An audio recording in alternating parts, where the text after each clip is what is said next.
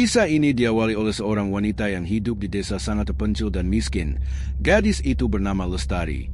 Lestari sudah bosan hidup miskin dan lusuh dan kekurangan.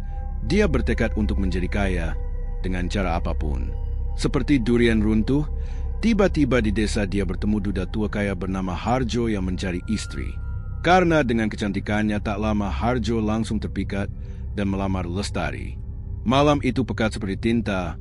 Hanya diterangi cahaya bulan yang tersayat awan hitam seperti luka terbuka di langit. Kisah tentang Lestari, seorang wanita muda yang bermimpi hidup mewah tanpa peduli asal kekayaan itu. Ia menikahi Harjo, seorang pengusaha yang tiba-tiba melesat kaya seperti dari tanah. Resepsi pernikahan yang megah namun aneh, dipenuhi patung ular emas dan bunga-bunga busuk yang menghitam sebelum acara usai. Mata para tamu kosong, seolah hadir tanpa jiwa, hanya menyaksikan Lestari masuk ke dalam lingkaran yang lebih gelap dari yang pernah ia bayangkan.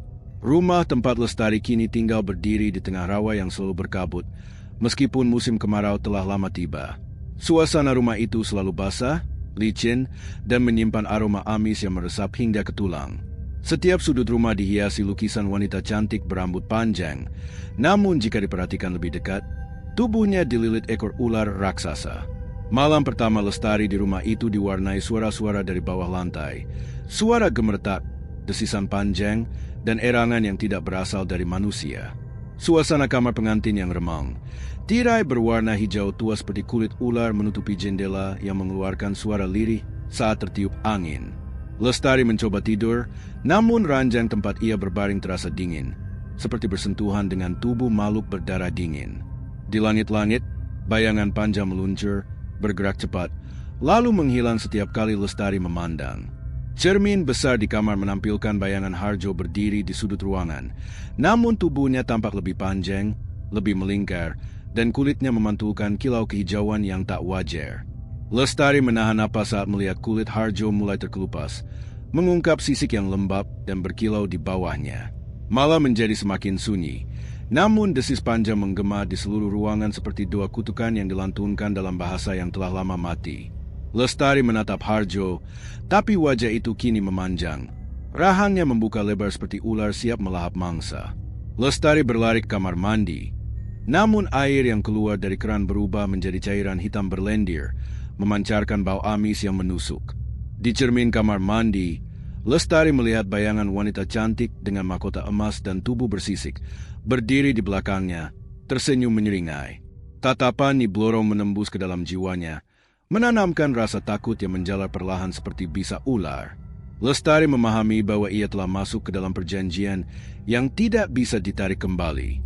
Dinding-dinding rumah mulai mengeluarkan lendir hijau yang bergerak seperti daging hidup, meneteskan darah dari simbol-simbol aneh yang terukir dengan kuku. Lestari mendengar Harjo berdoa dalam bahasa asing yang tidak pernah ia dengar sebelumnya. Suara doa itu diselingi erangan kesakitan. Lestari yang berjalan ke ruang altar tersembunyi, di mana tubuh Harjo kini terikat oleh lilitan ekor raksasa berwarna keemasan yang keluar dari lubang di lantai. Dari lubang itu, muncul Nyi Blorong dengan tubuh menjulang. Lidah bercabangnya mengelilingi wajah Lestari, meninggalkan bekas lendir yang membakar kulit. Nyi Blorong menuntut bagian tubuh Lestari sebagai tanda persetujuan awal, dan Lestari hanya bisa berdiri membeku, tidak mampu menolak. Tangan Nyi Blorong yang panjang dan bersisik merobek pipi Lestari perlahan. Darahnya menetes ke dalam lubang, disambut suara-suara tertawa yang mengerikan dari bawah. Lestari pingsan, namun saat membuka mata, ia berada di tengah-tengah ruangan ritual yang penuh dengan patung manusia tanpa kepala yang dipenuhi sisik ular. Wajah Lestari yang mulai berubah, matanya kehilangan warna, kulitnya memucat seperti tubuh yang telah lama direndam dalam air beracun. Layar gelap perlahan dipenuhi bisikan dalam bahasa kuno yang menyebut namanya berulang kali, menandakan bahwa malam itu hanyalah awal dari perjalanan neraka yang tidak memiliki jalan keluar. Sorot lampu minyak terakhir mati, menyisakan kegelapan pekat yang berdenyut bersama suara desis dari kedalaman. Tiba-tiba Nyi Blorong marah, karena tumbal yang diberikan Harjo tidak sesuai perjanjian, di mana Nyi Blorong menginginkan tumbal wanita suci yang belum terjamah laki-laki, sedangkan Lestari sudah tidak suci, dan Harjo terkejut kaget merasa tertipu sama Lestari yang dia kira masih suci sebelum dinikahi Harjo. Suasana di dalam rumah berubah menjadi labirin terkutuk. Setiap dinding memanjang tak berujung, dipenuhi ukiran ular yang mengalirkan darah pekat ke lantai. Nafas Harjo berat, dadanya seakan dihimpit batu. Suara Nyi Blorong kini menggema di seluruh penjuru, tak hanya di telinga, tapi di dalam pikirannya yang mulai runtuh. Langkah Lestari terhuyung, matanya memerah, mulai kehilangan kendali atas tubuhnya, seolah roh lain telah merasuki dirinya. Di langit-langit, ular-ular kecil bermata merah menyembul dari retakan, menggantung seperti gorden daging yang bergerak sendiri. Bau amis, darah dan daging busuk menguar begitu pekat, menusuk hidung Harjo hingga ia terbatuk darah. Cahaya samar dari lentera tua bergetar hebat, memantulkan bayangan Nyi Blorong yang kini melata di langit-langit. Wajahnya tersenyum seram dari atas kepala mereka. Lestari mendengar suara tulang-tulang patah dari dalam tubuhnya. Namun rasa sakit itu tertahan oleh desiran suara lembut penuh bujukan dari iblis itu. Tubuh Lestari perlahan berubah. Matanya kini berwarna kuning kehijauan. Lidahnya memanjang terbelah, menandakan proses kepemilikan jiwa telah dimulai. Harjo berusaha lari, namun lantai berubah menjadi kolam darah yang lengket, menelan kakinya dalam lumpur daging yang berdenyut. Dari kolam darah itu muncul tangan-tangan wanita muda yang compang-camping. Merintih memohon dilepaskan, wajah mereka memancarkan penderitaan abadi. Lestari kini melihat wajah-wajah menantu sebelumnya, tersenyum miring dalam kolam darah. Mata mereka kosong menatapnya seolah menantikan kedatangannya. Nyi Blorong tertawa keras, suaranya menggetarkan dinding, memecahkan kaca-kaca tua yang kini memantulkan bayangan masa lalu penuh pengorbanan. Di setiap pantulan kaca, Lestari melihat dirinya dalam berbagai versi. Semua bermata ular, semua mengorbankan tubuhnya dengan senyum kosong. Harjo menjerit, tapi suaranya membentur dinding kesunyian. Ruangan itu telah menjadi ruang hampa yang hanya mengenal kengerian dan penderitaan. Lampu lentera tua pecah berhamburan, dan ruangan itu tersapu dalam gelap total. Hanya suara ular mendesis yang tersisa sebagai penanda kehadiran penguasa rumah itu. Dari kegelapan muncul lidah Nyi Blorong yang runcing, melilit leher Harjo, membekukan urat nadi dan perlahan menguras darahnya langsung dari tenggorokan. Darah Harjo menyembur ke udara, memercik di dinding, menulis simbol kuno yang bersinar dalam warna merah menyala, menandakan perjanjian telah dipenuhi. Wajah Harjo menjadi pucat pasi, matanya kosong, jiwanya terisa perlahan oleh kekuatan yang tak terbayangkan. Lestari memandang tubuh Harjo yang menggigil di depan altar, kini sepenuhnya menjadi boneka hidup yang dikuasai oleh Nyi Blorong. Dari dalam perut Harjo, suara desis aneh terdengar. Sesuatu hidup di dalamnya, merangkak keluar melalui luka terbuka di dadanya. Seekor ular hijau bersisik emas keluar perlahan, membawa kepala manusia yang memekik dalam diam. Wajahnya menyerupai Harjo muda yang menjerit dalam bisu. Rumah itu berguncang hebat, bayangan ular menari di dinding. Sementara Nyi Blorong mengayunkan tangannya, memanggil seluruh arwah menantu yang telah ia tumbalkan. Suara mereka kini mengisi ruangan, seperti paduan suara maut, merintih, menangis, memohon, tetapi dalam suara yang tidak lagi mengenal rasa manusiawi. Lestari jatuh berlutut, tubuhnya mulai membelah, kulitnya terlepas seperti pakaian tua, memperlihatkan lapisan sisik mengkilap yang kini menjadi kulit barunya.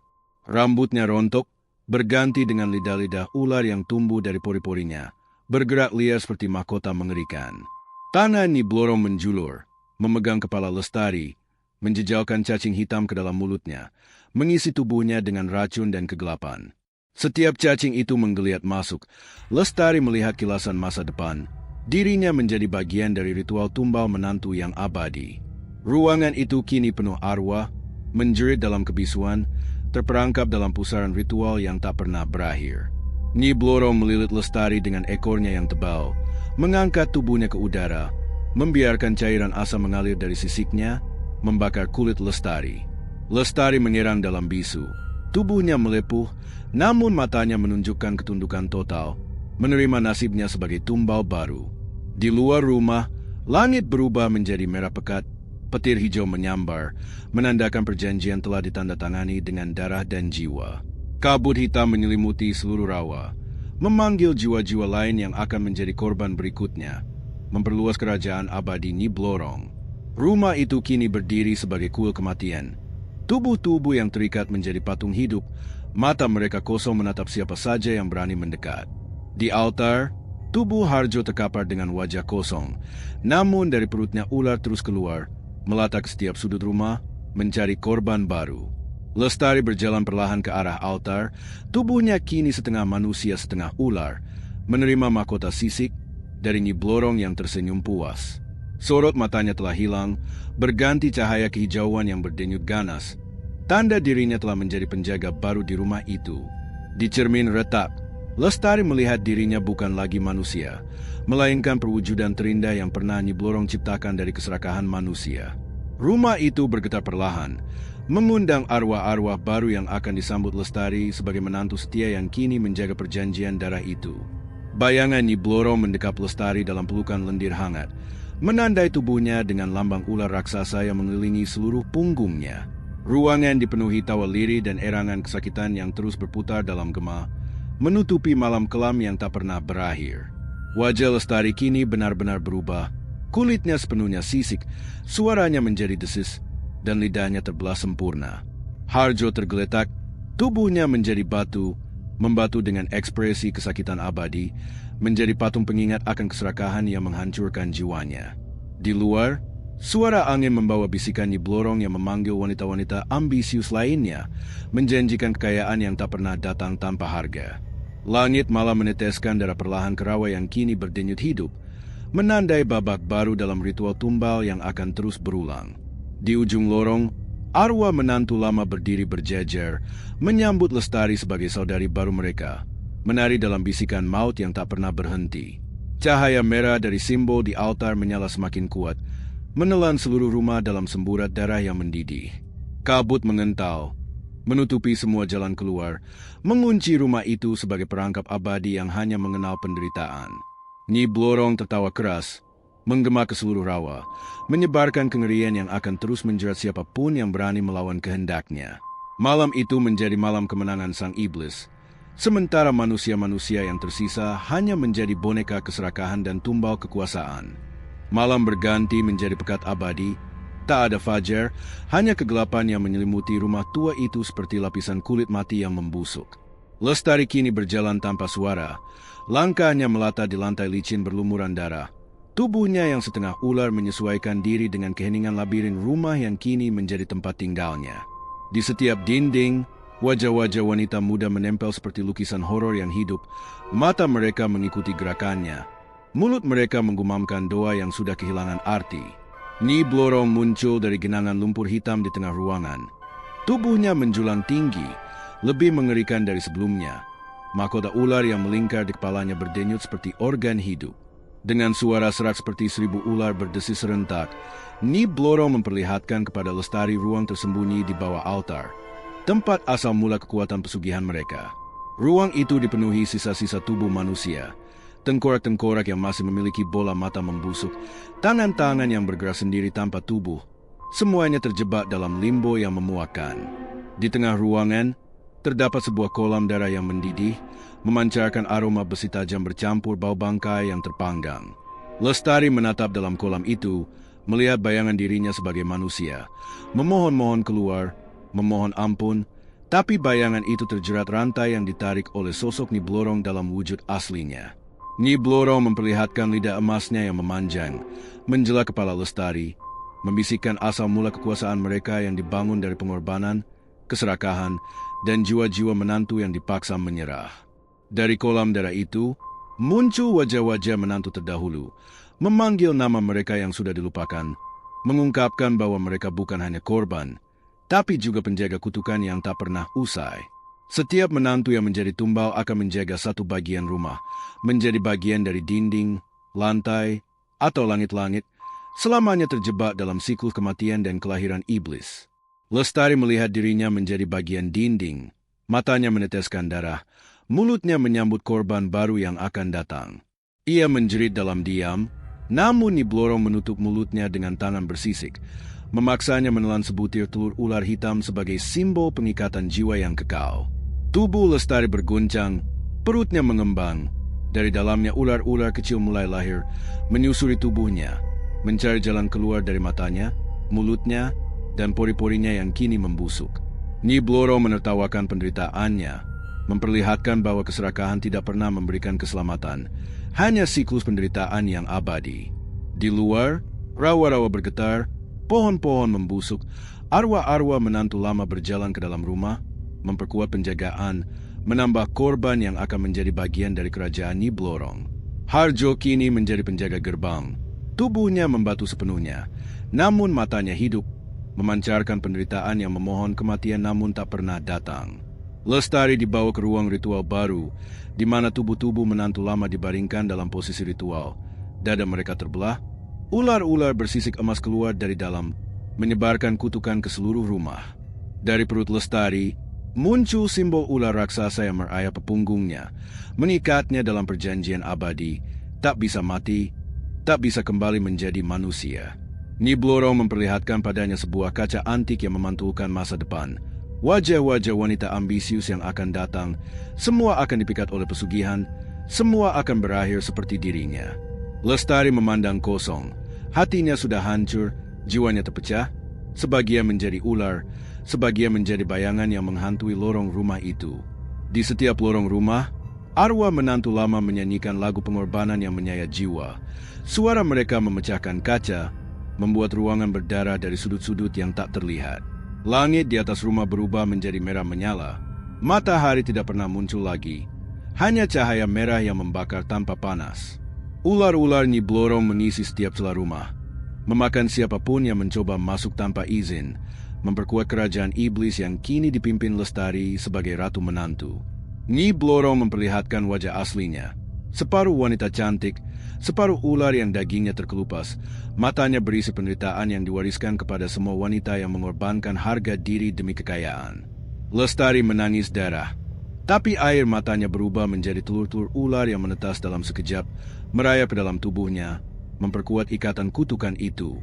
Ia mencoba melawan, namun suara Nyi Blorong merasuki setiap sudut pikirannya, menghapus ingatan masa lalunya, menggantinya dengan kenangan-kenangan palsu tentang kekuasaan dan kehormatan. Ritual pengukuhan dimulai. Seluruh menantu lama menari mengelilingi Lestari, menyanyikan mantra kuno yang mengunci jiwanya dalam pusaran penderitaan abadi. Rumah itu kini menjadi pusat ritual terbesar Nyi Blorong, memanggil arwah dari seluruh penjuru, memperluas kekuasaan yang dibangun dari darah dan jiwa wanita ambisius. Lestari kini melihat dirinya dari luar tubuh, melihat bagaimana dirinya telah sepenuhnya hilang, menjadi boneka iblis yang menjalankan perintah tanpa kehendak. Dalam ruang tersembunyi di bawah tanah, ribuan telur ular menetas, memancarkan cahaya merah, siap menyebar ke seluruh dunia membawa kutukan yang diwariskan dari pesugihan Nyi Blorong. Lestari melata ke altar, menancapkan cakarnya yang bersisik ke dalam daging altar, menandai dirinya sebagai pemimpin baru dalam hierarki menantu terkutuk.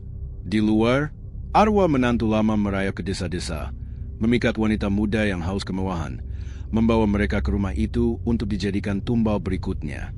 Suara-suara mereka kini terdengar dalam angin malam, memanggil nama-nama wanita yang sedang tidur, membisikkan janji kekayaan yang berakhir dengan kehancuran. Lestari memandang cermin antik sekali lagi, wajahnya sepenuhnya ular, matanya penuh racun, bibirnya terbelah menjadi mulut yang hanya bisa mendesis dan memerintah. Di ruang tersembunyi, Nyi Blorong tertidur dalam lumpur darah, membiarkan Lestari memimpin, tapi setiap putusan yang ia ambil tetap dalam kendali sang iblis tua itu. Dunia luar perlahan melupakan rumah itu, tapi cerita pesugihan tetap hidup, menjadi legenda yang memikat hati orang-orang serakah yang tak tahu apa yang menanti mereka. Lestari kini menjadi legenda, disebut sebagai Ratu Pesugihan, sosok yang memimpin ritual tumbal menantu untuk selamanya. Dalam pikirannya, suara ibunya terhapus, wajah masa lalunya menghilang. Hanya tersisa suara desis yang memerintahnya menebar kutukan lebih luas. Ular-ular kecil menjalar dari mulutnya, masuk ke mulut patung Harjo yang kini hidup sebagai penjaga neraka kecil itu. Setiap malam Jumat Kliwon, rumah itu menyala dalam cahaya darah, menyambut tumbal baru yang akan memperkuat kerajaan kutukan Nyi Blorong. Desa-desa di sekitar mulai menghilang, ditelan rawa-rawa yang membesar, menyebar kota-kota yang lebih besar, memanggil korban yang lebih banyak. Arwah-arwah menantu lama berjalan dalam kabut, menaburkan benih kutukan yang membuat wanita-wanita muda kehilangan kendali, datang ke rumah itu tanpa tahu apa yang menanti mereka. Dunia di luar tetap berjalan, tapi di dalam rumah itu, waktu terhenti, keabadian penderitaan menjadi satu-satunya hukum yang berlaku. Di sudut gelap rumah, Lestari tersenyum tipis, matanya penuh kehampaan, menerima bahwa dirinya kini menjadi bagian tak terpisahkan dari kerajaan Nyi Blorong. Nyi Blorong membuka matanya, memandang puas, karena tumbal baru telah sepenuhnya menjadi miliknya. Malam Jumat Kliwon kembali datang, namun kini langit di atas rumah itu berubah menjadi merah, darah yang mengalir seperti cairan yang membusuk. Rumah itu berdenyut seperti organ hidup, dindingnya memuntahkan cairan hitam yang berbau amis, menetes ke lantai, membentuk kolam kutukan. Lestari kini sepenuhnya kehilangan bentuk manusia. Tubuhnya menjelma menjadi sosok wanita ular setinggi 5 meter, bersisik emas yang memantulkan wajah-wajah korban masa lalu. Ia berdiri di altar utama, di mana puluhan wanita muda yang terhipnotis berdiri mematung. Tubuh mereka dipenuhi simbol-simbol kuno yang berdenyut seperti luka terbuka. Ritual terakhir dimulai, Lestari melata ke setiap tubuh korban, melingkari mereka dengan tubuhnya, menyuntikkan racun ilusi kekayaan yang mengaburkan kesadaran mereka.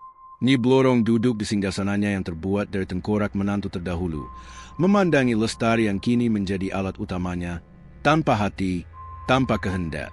Rumah itu kini menjadi tempat yang tak lagi berada di dunia manusia, namun berdiri di tengah dimensi antara neraka dan bumi. Tempat jiwa-jiwa tersesat dipanen. Dari lantai rumah, tangan-tangan menghitam muncul, menarik korban satu persatu ke dalam genangan darah mendidih, melepaskan jeritan yang menggema ke segala arah. Lestari merangkak cermin antik yang menunjukkan bayangan masa lalunya, namun kini cermin itu memantulkan wajahnya sebagai Ratu Iblis, tanpa sisa kemanusiaan. Ia mencoba berbicara, namun suaranya hanya keluar sebagai desis panjang yang membuat semua makhluk di rumah itu membeku dalam ketakutan. Di altar, telur-telur ular hitam menetas, ribuan anak ular memenuhi ruangan, melata ke dalam mulut, mata, dan telinga korban, merusak tubuh mereka dari dalam. Korban-korban yang tersisa menjerit dalam kesakitan luar biasa, namun Lestari hanya menatap tanpa emosi. Matanya berubah menjadi lubang kegelapan yang memancarkan kutukan. Nyi Blorong turun dari singgasana. Tubuhnya yang setengah hancur meneteskan darah emas yang membakar lantai menjadi lubang neraka. Ia memeluk Lestari dengan tangan bersisik yang menggeliat, menyerap sisa jiwa yang tersisa dari Lestari, menjadikannya sepenuhnya milik pesugihan abadi. Langit di luar pecah menjadi serpihan kaca, mencerminkan jutaan wajah wanita yang akan menjadi korban berikutnya. Semua terjerat dalam perangkap ilusi yang sama.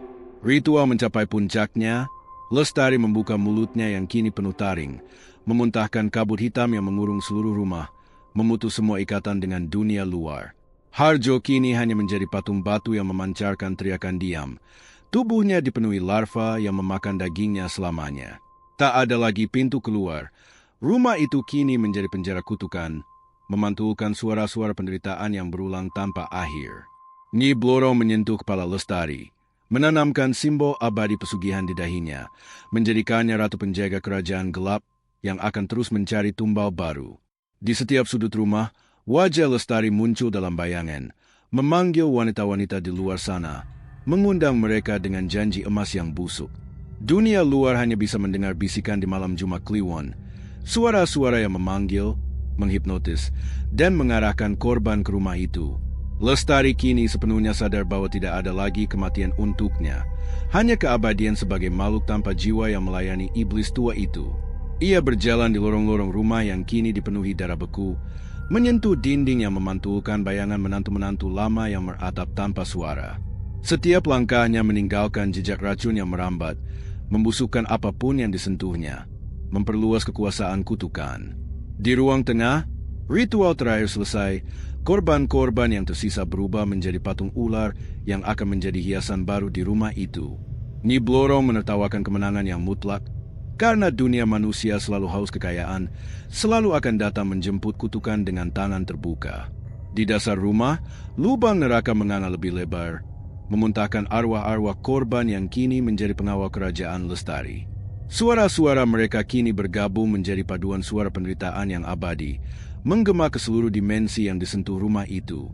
Lestari berdiri di atap rumah, menatap cakrawala yang kini hanya dipenuhi kabut merah, menyadari bahwa dirinya telah menjadi bagian dari sejarah terkelam pesugihan. Ia membuka mulut, mengeluarkan desis panjang yang memecah malam, memanggil korban baru, memulai siklus baru yang tak pernah berakhir. Rumah itu kini berjalan dengan sendirinya, merambah ke kota-kota, menyamarkan dirinya sebagai villa mewah yang memikat hati wanita ambisius. Di dalam villa itu, Lestari berdiri di balik cermin-cermin antik, memerangkap siapapun yang menatap ke dalamnya, menarik mereka ke dalam labirin kutukan. Nyi Blorong kembali bersembunyi dalam lumpur darah, menunggu generasi berikutnya untuk mengambil alih, tapi selamanya memegang kendali tertinggi. Dunia luar mulai lupa bahwa rumah itu pernah ada, karena korban yang masuk tak pernah kembali, meninggalkan misteri yang terkubur dalam desas-desus pesugihan. Desa-desa sekitar kini menjadi kota mati, rawa-rawa menelan mereka, menyebarkan aroma kematian yang membuat siapapun yang lewat tersesat. Lestari memandangi dirinya di kaca retak, hanya melihat wajah-wajah korban yang berteriak, menyadari bahwa dirinya telah menjadi penjaga kutukan yang tak bisa lepas. Ia mengunyah tubuh korban terakhir, memecahkan tulang mereka, meminum darah mereka sebagai bahan bakar kekuasaan iblis yang mengalir dalam tubuhnya. Langit di atasnya berdenyut seperti daging terbuka, memancarkan mata-mata iblis yang memantau setiap gerakannya, memastikan ia tetap menjadi Buddha setia. Ular-ular kecil kini keluar dari mulutnya tanpa ia sadari, menyebar ke seluruh penjuru dunia, mencari korban baru yang terhipnotis janji pesugihan. Rumah itu kini menjadi entitas hidup, menghisap korban tanpa henti, menghapus mereka dari ingatan dunia, meninggalkan lubang-lubang gelap dalam realitas. Lestari menari di altar, tubuhnya melilit korban-korban baru, menularkan kutukan yang menjadikan mereka bagian dari dinding hidup rumah itu.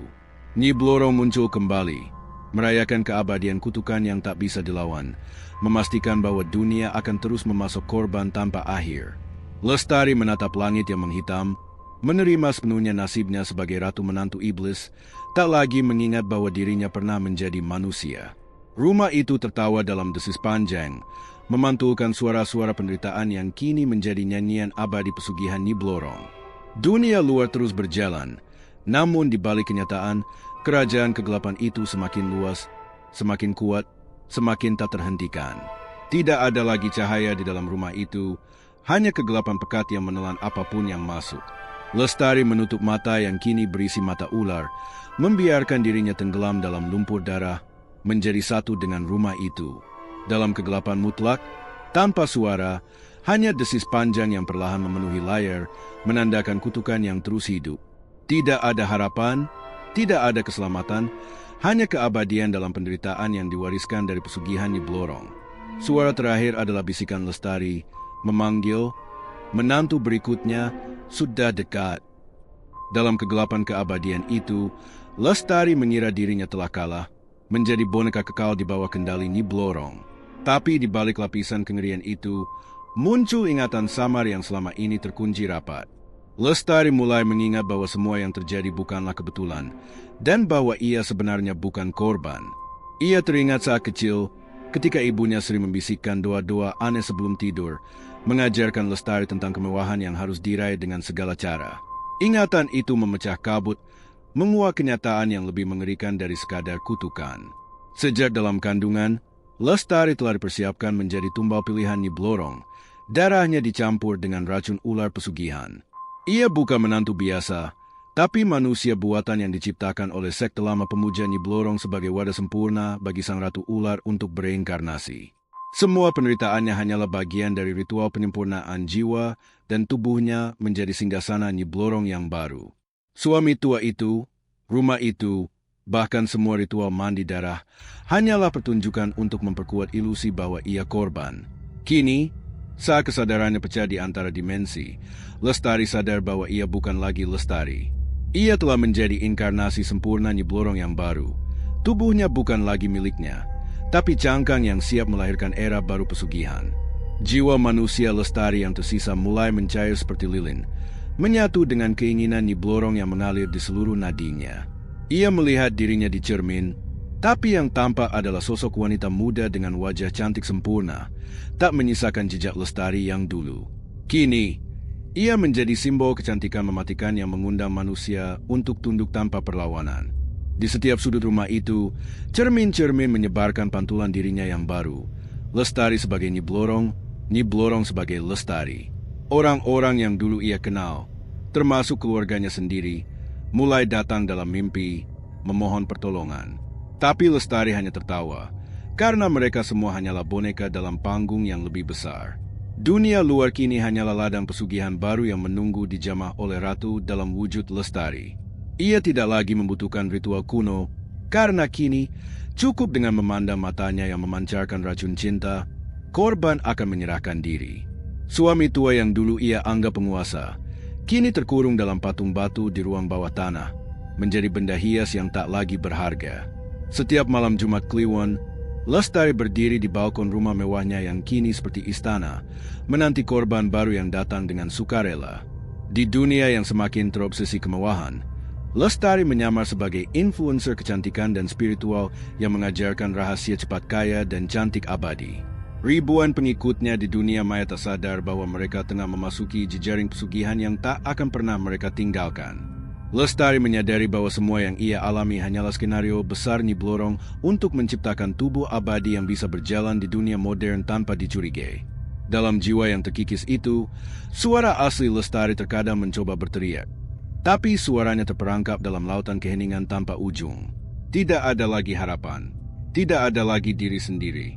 Lestari bukan lagi manusia yang melawan iblis. Ia adalah iblis yang berhasil menghapus dirinya sendiri. Cerita ditutup dengan Lestari duduk di depan kamera live streaming, tersenyum manis sambil berbisik. "Apa kau ingin kaya? Tatap mataku,